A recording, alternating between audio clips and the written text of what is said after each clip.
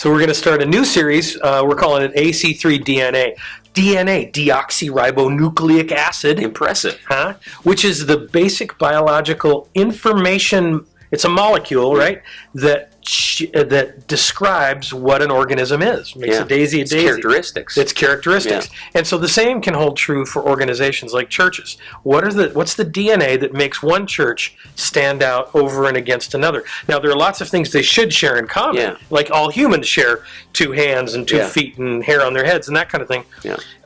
But they're all individuals. So every church has some individuality there too. So we want to talk about the AC3 DNA. What are the things that we feel God has placed in us that make us stand out? Rick, as senior and founding pastor, you were there at the beginning, writing up some of the founding documents, thinking through what God was trying to do through us.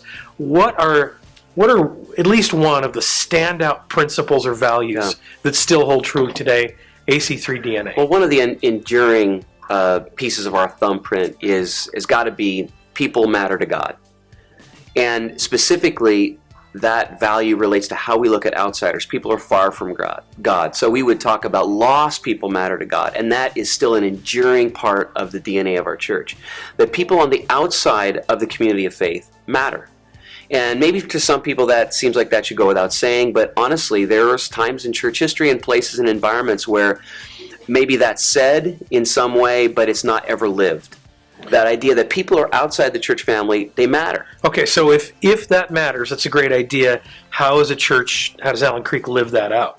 Well, number one has got to be relationship.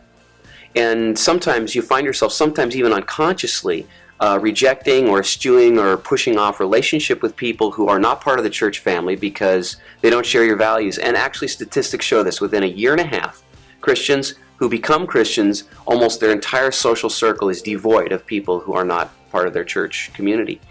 And while that's cool that they grow in fellowship, that distancing from outsiders can become a real loss to the kingdom because we have to be in relationship to have any impact. Okay, so assuming that you're Allen Creeker, part of their DNA is they have relationship with outsiders? They build that. That's an intentional thing. That's an intentional thing they do. What else do we do organizationally to make organizationally, we stress the invitation, and we're trying to create safe environments. And so although our environments have changed, we're still trying to create a weekend experience that is safe for outsiders to come in and investigate Christ. So you have that relationship intentionally with your neighbor and whatever, but then you have some place you invite them into your community. What else? You create an attractional environment. And then third, we have missional pieces where we believe in infiltration into the community, in good deeds that we do all over the place. And like the early church, when we do those, they look in with favor. And that becomes sort of like the permission or the justification for them to listen to us, to say, there's a message I need to hear.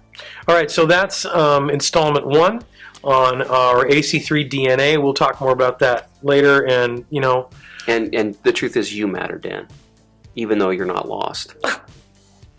So it's true. I do matter. Okay. And darn it, people like me. At least he does. Thank you. I feel like such an outsider. Yeah. Well, you should feel like an insider now. I need my tea. It's really cider.